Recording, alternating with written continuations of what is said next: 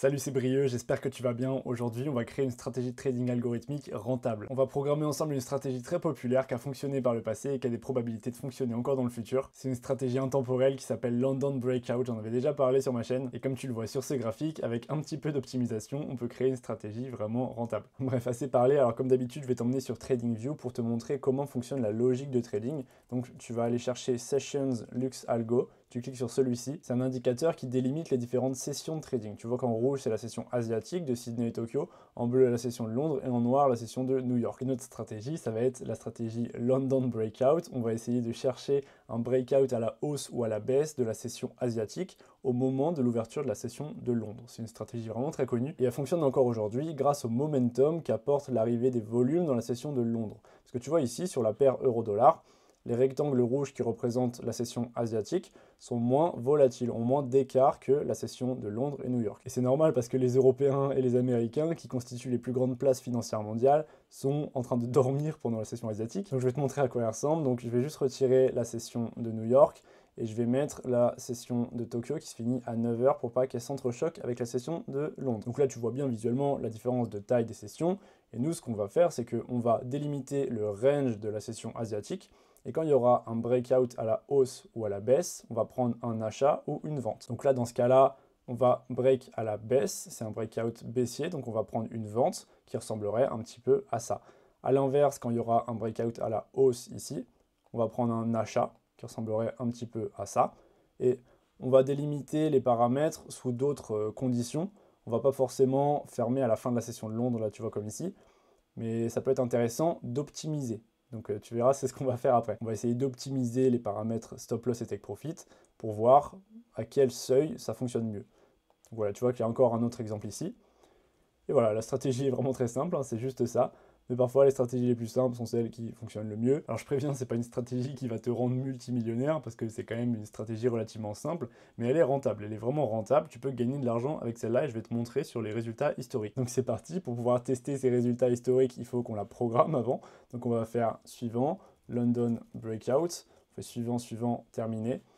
Si tu sais pas ce que je fais, si je vais trop vite, je t'invite toujours à regarder la playlist sur le trading algorithmique. C'est une série de vidéos que je fais et à chaque vidéo, je rajoute un peu de plus-value. Je commence par les bases et on complexifie petit à petit. Donc c'est parti, on va commencer à coder la stratégie. Donc je vais aller dans la fonction onTick, c'est là qu'on va coder la logique de trading. Il y aura des fonctions aussi qu'on va faire en dehors de cette fonction onTick. Donc là, effectivement, on va devoir déterminer le range de la session asiatique. Donc la première chose à faire, c'est de dire à l'algorithme, au programme, quand est-ce que chaque session commence, pour qu'il puisse se repérer et qu'on ne détermine pas juste un haut et un bas au hasard. Donc on va commencer par déterminer l'ouverture de la session de Londres, parce que c'est à ce moment-là où on va faire nos ordres d'achat et de vente. Donc c'est le plus logique, on va pouvoir créer une condition if qui va exécuter une condition une fois à chaque fois que la session de Londres s'ouvre. Donc pour faire ça, on va écrire une condition if avec time current.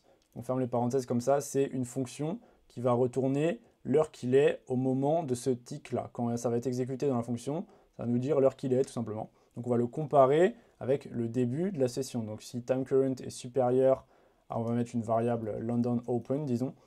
Donc cette variable, va falloir la définir, bien sûr. On va définir une variable globale qui sera une variable dateTime.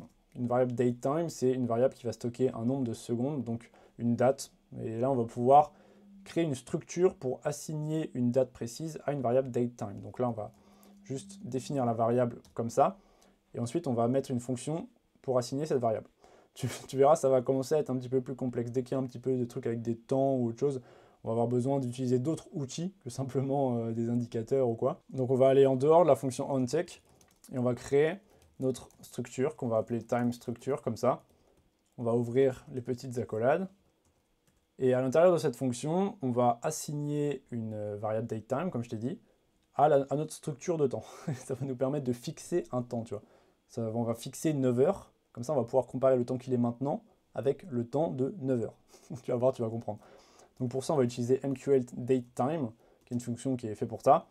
Et on va créer notre structure avec struct London Open. Ensuite, on va utiliser timeCurrent. Et en ouvrant les parenthèses, on va assigner la structure à ce timeCurrent ici. Donc ensuite, on va pouvoir ouvrir cette structure en faisant London Open, point. Donc là, ça ne s'affiche pas parce que je n'ai pas compilé, mais là, maintenant, ça va s'afficher. Day, tu vois, on a le jour, l'heure, le mois, etc., ce qu'on veut. Et nous, on va avoir besoin de l'heure. On veut fixer l'heure. Donc, dans notre structure, on va mettre égal 9. Et maintenant, ce time current là, il sera assigné avec l'heure, la 9e heure. Peu importe le reste, peu importe les secondes, le mois, etc. Donc nous, c'est ce qu'on veut. On veut fixer à 9 heures. Ensuite, on va mettre struct London open.minute. On va fixer à 0 pour que ce soit vraiment à l'ouverture de la session de Londres. Et pareil pour les secondes. Struct London open.seconde égale 0. Et je pense que tant qu'on est là-dedans, on va aussi... Attends, on va compiler déjà pour voir. Et ensuite, on va faire exactement la même chose, mais pour la session de fin, pour la fin de la session de Londres. On va en avoir besoin tout à l'heure. Donc, on va faire struct London close, time current struct London close. Et on fait pareil, on va clôturer. Après, je ne suis pas certain qu'on va en avoir besoin en fait, mais ça coûte rien de le faire. On va faire ça, on va mettre 18. Et ensuite, struct London close -mint. Parce qu'en fait, moi, là, je fais toujours de l'impro. Hein. Quand je te montre des algos comme ça, c'est de l'improvisation. J'ai pas de script. Voilà, je trouve l'idée la veille ou même le matin et je te montre comment on fait. Donc, je me base sur mon expérience d'autres algorithmes que j'ai créés et je fais des puzzles, quoi. Je fais des caplas, tu vois. J'ai utilisé des trucs comme ça dans d'autres algorithmes. Donc là, je me dis par instinct qu'on va en avoir besoin. Donc, je vais compiler et on va mettre à l'intérieur. Donc là, maintenant, tu vois, London Open, maintenant, ce sera le jour qu'il est, mais à 9 heures. Ça, ce sera le jour ou la date qu'il est précisément à ce tick précis. Et là, ce sera pareil, sauf que le 9h 0 minutes 0 secondes sera fixé. Donc c'est ce qu'on veut. On veut qu'on soit aujourd'hui et que le temps qui s'écoule en permanence dépasse London Open. Et donc on va ouvrir les parenthèses et on va créer un flag pour le faire une seule fois. Donc on va mettre is London Open, qui sera une variable booléenne. Booléenne, pour rappel, c'est une variable qui peut être soit vrai, soit faux. Donc on va faire is London Open. Donc voilà. Et à l'intérieur, on va mettre is London Open égale vrai. Donc maintenant, cette condition, ces lignes de code entre les accolades, s'exécutera une seule fois au moment précis où le temps dépasse 9h du matin. Et une fois qu'elle est exécutée, elle ne pourra plus être réexécutée parce que le flag sera vrai. Donc là, il faut juste rajouter le petit point d'exclamation pour dire que c'est faux. On va devoir, je pense, réinitialiser justement à chaque fois que la session se ferme. Quand la session de Londres sera clôturée, on va réinitialiser cette variable booléenne. Donc on va juste copier-coller. On va mettre ça ici. Et là, au lieu que ce soit London Open, on va mettre London Close, qu'on va devoir définir. Et là, ce sera false. Et là, ce sera true. Donc on enlève le point d'exclamation. On va juste définir London Close ici. On compile. Et là, il va falloir qu'on ait une fail-safe quand même. On va devoir mettre time current supérieur à London Open et inférieur à London Close. Sinon, on peut avoir un problème. On va mettre strictement inférieur à London Close. Parce que sinon, quand on sera après London Close, quand on sera après 18h, bah, on sera aussi après 9h. Tu vois. les deux sont vrais. Donc il faut bien qu'on précise que ce soit entre le London Open et le London Close. Donc on met strictement inférieur. Donc ça, voilà, ça va fonctionner. De toute façon, ensuite, le lendemain, on va avoir besoin... Enfin, en gros, le lendemain, ce London Close là, il va se réinitialiser à 18h du lendemain, tu vois, pas de la veille. C'est pas une variable fixe, c'est une variable qui sera réinitialisée avec time current à chaque jour. Tu vois, on n'a pas défini le jour, on a défini que heure, minute, seconde. Voilà, j'essaye de bien t'expliquer en même temps, parce que je sais pas si c'est très clair. Donc voilà, bon bref, donc ensuite, on va faire quoi? On va déterminer le range de la session asiatique, le haut et le bas. Je vais pouvoir te montrer quelques commandes intéressantes. Je vais te montrer high-low, enfin dans cela je te l'ai déjà montré je crois, mais high-lowest, je ne t'ai pas encore montré. Donc c'est ce qu'on va faire maintenant. On va pas le mettre là, en fait, on va le mettre à l'intérieur de la condition if, parce qu'on veut que ce soit exécuté au moment de l'ouverture de l'onde. Donc on va utiliser une variable de prix qui sera high-low. High-low, pour rappel, ça va déterminer le bas d'une bougie. On va mettre une bougie H1, en nombre d'heures, ce sera simple. Et là, le problème, ça va être le shift. Enfin, c'est pas un problème, hein, je vais te dire comment on fait. Et tu vois, le shift, c'est la bougie, c'est le numéro de la bougie, l'index de la bougie, quelle bougie on veut sur le graphique. Sauf que le problème, c'est qu'on ne sait pas, parmi les 10 dernières bougies, parmi les 10 dernières heures de la session asiatique de Sydney et Tokyo avant l'ouverture de la session de Londres, on ne sait pas laquelle est la plus basse ou la plus haute, tu vois. Donc on ne peut pas juste choisir au hasard ce shift, on va avoir besoin d'utiliser high lowest. Et ça, ce sera une variable int qu'on va appeler Asian session lowest bar. Et on va mettre high lowest. Donc là, on va mettre symbole, période H1, mode low. Et là, le array, le tableau, c'est l'ensemble de données. Donc nous, ça va être 10, les 10 dernières bougies. Et parmi ces 10 dernières bougies, ça va nous donner laquelle est la plus basse. Donc voilà, in start, on va mettre 1 parce que on veut la bougie n-1 et les 10 dernières bougies à partir de la bougie n-1. Donc voilà, int Asian session highest bar égale highest. Et on fait pareil, on met tiré du bas symbole, période H1. Et là, ce sera mode high. On en veut 10 et bougie n-1. Donc ensuite, là, on va mettre, faut définir le nom de la variable ici, ça ne va pas marcher. On va mettre Asian session low. Là, ce sera juste low, ce sera vraiment le plus bas. Et donc là, dans le shift, eh ben, on va utiliser ça. On va utiliser cette variable-là. Cette commande détermine quelle est la bougie la plus basse parmi toutes, parmi les 10 dernières. Et cette commande-là détermine le bas de cette bougie la plus basse. Donc, on va faire pareil pour le high, Asian session high, égale high. Pareil, tirer du bas symbole, période H1.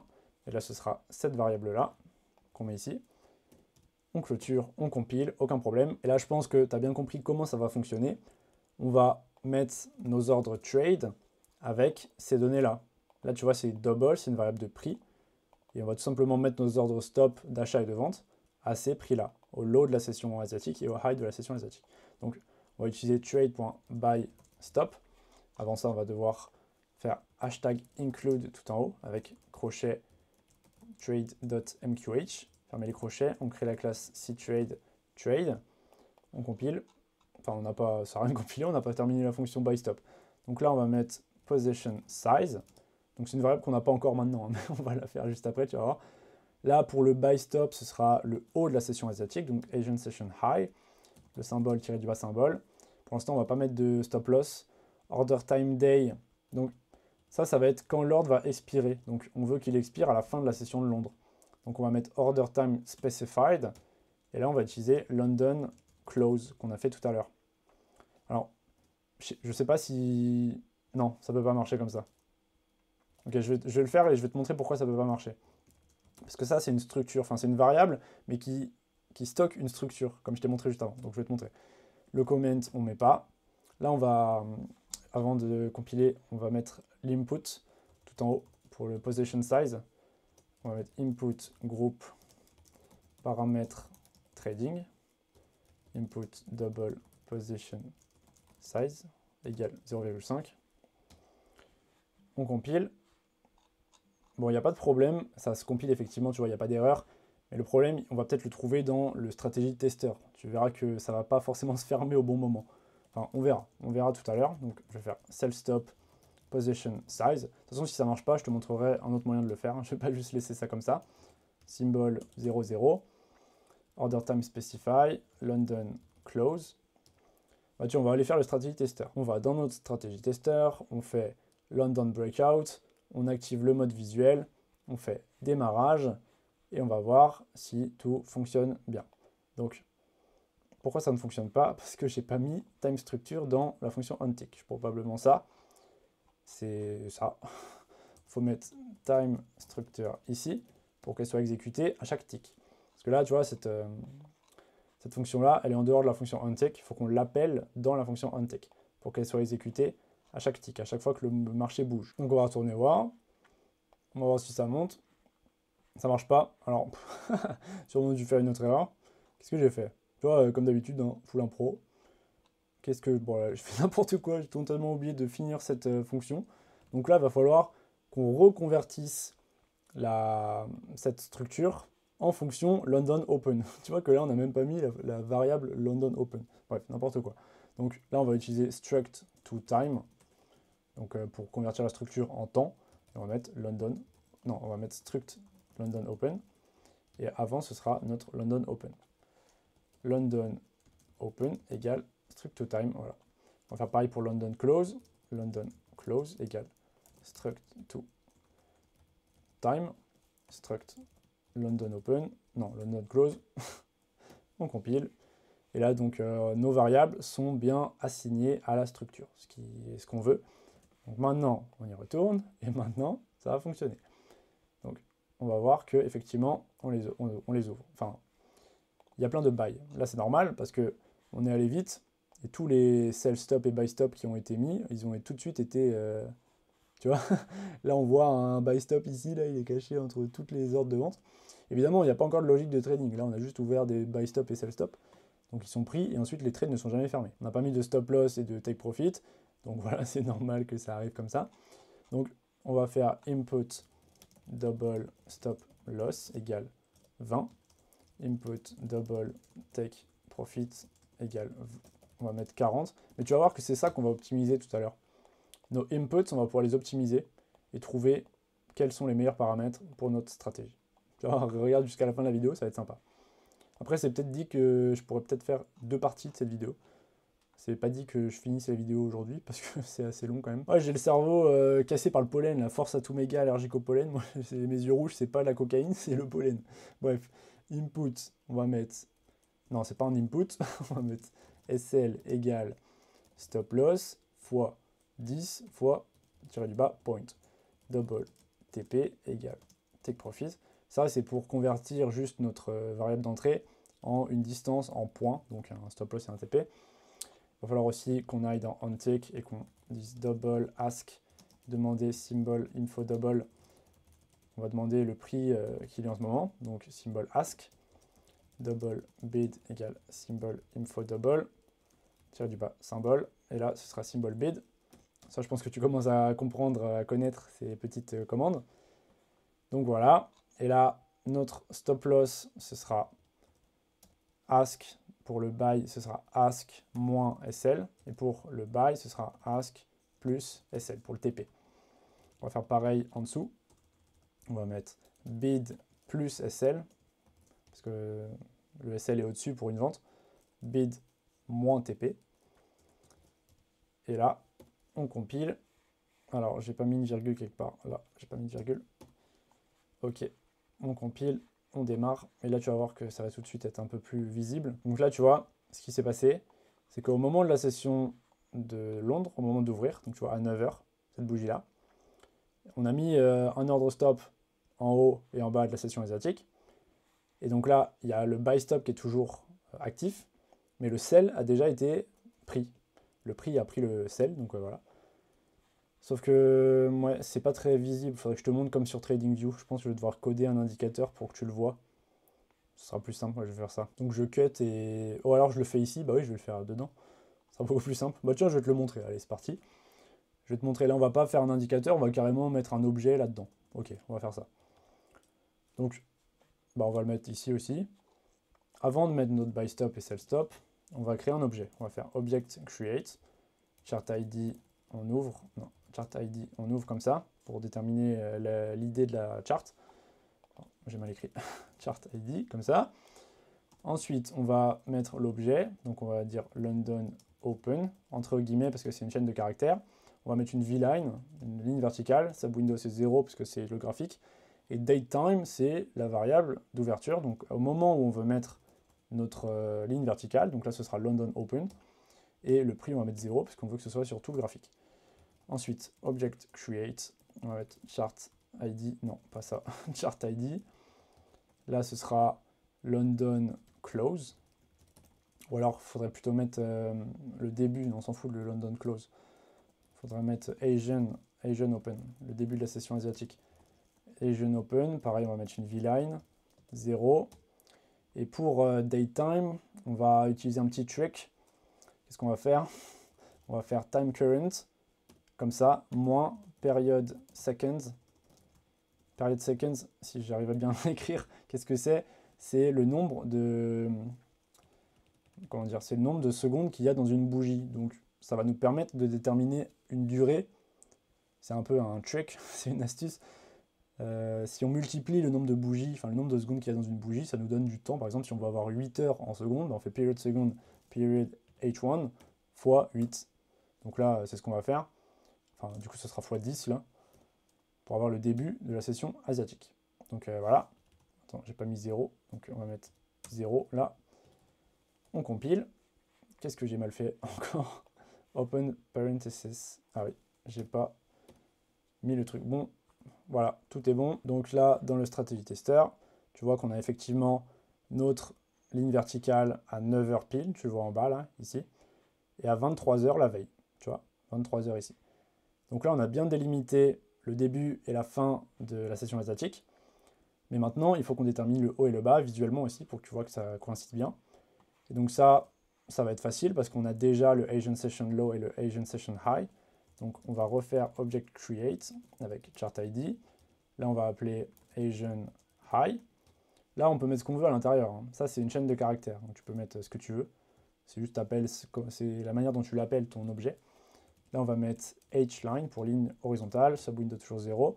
Et datetime, qu'est-ce qu'on va mettre? Pareil, on va mettre time current. Ensuite, moins period seconds, on va mettre pareil, période H1 fois 10. Et pour la fin, enfin pour le prix, où on veut que ça s'arrête, où on veut que ce soit mis, on va mettre Asian Session High. Ah, je sais pas, j'ai le Covid ou c'est le pollen là, j'ai le cerveau complètement cramé là. Bon, Object Create, Chart ID. Après, bon, je dis ça quand je code mes bots, c'est toujours pareil. Je suis totalement comme ça, à dire n'importe quoi, à me parler à moi-même. On va mettre Asian Low, Hline 0, pareil, time current, moins période seconde. Bah non, pas du tout. London Open, du coup. Là, c'est la fin. Et prix, on va mettre Asian Session Low. Qu'est-ce que je fais? Non, ça marche pas du tout comme ça. Bah non, ça marche pas. C'était bien time current comme ça pour mettre au début. Donc moins période seconds, période H1 fois 10, Asian Session Low. On fait compiler, on démarre. Et là, on va avoir notre haut et notre bas délimités. Donc là, tu vois, voilà, ça fait ça. Donc, on a bien notre range qui est déterminé, qui est délimité. Mais dis donc! Bon, ok, je me concentre. On a notre range asiatique déterminé. Donc, on a le haut, le bas, le début et la fin de la session asiatique. Tu vois qu'à 9h pile, on crée une ligne buy stop en haut. Donc là, tu la vois pas, mais il y a marqué buy stop parce que justement, elle est pile sur ce niveau-là. Et le sell stop, il a déjà été triggered, il a déjà été enclenché. Donc tu vois le stop loss ici et le TP ici, parce qu'on est déjà dans la position. Donc voilà pour ça. Bon, attends, déjà, je pense qu'il y a une erreur là, c'est pas les bons TP. Décidément, je fais beaucoup d'erreurs aujourd'hui. Alors, on va mettre Asian Session High ici et pas Ask, parce que Ask, c'est le prix en ce moment, c'est pas le prix du buy stop. Donc au moment pile, à 9h pile précise, le prix, c'est pas buy stop, enfin c'est pas Asian Session High ou c'est Asian Session Low. Donc le stop loss, il va pas être mis au bon endroit. Donc on va mettre Asian Session High plus TP, et là ce sera Asian Session Low. Et pareil pour le TP, Asian Session Low. On compile. Je vérifie quand même avant, au lieu de faire des allers-retours, qu'il n'y ait pas de problème. Bon, j'en vois pas. Donc là, on va faire placement et on va mettre des stops à 5 pips pour le fun. Hop, 5 et 10 pips. Tu vas pouvoir voir pourquoi 5 et 10 pips, ça ne fonctionne pas. On va juste perdre de l'argent, là, c'est certain. Tu verras qu'on va écarter, et là, on va gagner de l'argent. Donc on va regarder, on va zoomer un petit peu pour voir le moment où le buy stop et le sell stop qui n'ont pas été déclenchés se supprime automatiquement. Donc là, je vais avancer jusqu'à 18h. Du coup, tu verras sur la bougie de 18h. Donc ici, là, tu lis, tu vois, 17h, 18h, là, c'est bon. Le buy stop n'est plus là, tu vois, il n'est plus là. Parce qu'à 18h, à la fin de la session de Londres, on supprime le buy stop. Donc voilà, tout va bien, tout va correctement. Là, on est le lendemain. Donc il y a eu une nouvelle session asiatique qui a commencé à 23h et une nouvelle session de Londres qui a commencé à 9h. Et voilà, là on a déclenché les deux ordres. Donc voilà, toute la logique de trading fonctionne bien. Je pense que tout fonctionne bien pour l'instant. J'ai pas l'impression qu'il y ait de problème. Tu vois que c'est quand même relativement simple dans l'ensemble, hein. Il n'y a pas vraiment de logique ultra complexe. Donc justement, est-ce qu'on pourrait pas complexifier un petit peu? Ça pourrait être sympa. Est-ce qu'on ferait pas du risk management? Tiens, allez, pourquoi pas. On va aller en dehors de la fonction onTick. Et on va créer une fonction void, non, ou plutôt double, non, void plutôt. Ce sera plus simple pour que tu comprennes. Donc on va faire void. Non, on va faire double. Ça sert à rien. Dans tous les cas, tu utiliseras ça. Donc mieux vaut utiliser ça. Donc on va faire position size calculator. Ça sert à rien que je te explique un truc que tu ne vas pas utiliser. Mieux vaut que tu utilises celle-là avec une fonction double qui va te retourner la taille de position. Donc ce sera une variable double. Donc on va déjà utiliser plusieurs, comment dire, donc déjà on va compiler, ah oui, puisque là, effectivement, c'est une fonction double, donc il faut qu'on return quelque chose. Donc là on va return volume, enfin plutôt position size. Donc qu'est-ce que ça va nous donner? On va mettre double tick size, il faut qu'on détermine la taille d'un tick. Un tick, c'est pas une valeur de temps, hein, un tick. Un tick, c'est quand tu bouges d'une unité de temps. Enfin, si, effectivement, c'est du temps, mais comment dire, c'est pas une seconde, tu vois. Il peut y avoir plusieurs ticks dans une seconde. C'est quand ça bouge de la plus petite unité de prix à une autre. C'est ça un tick. On va mettre symbol info double,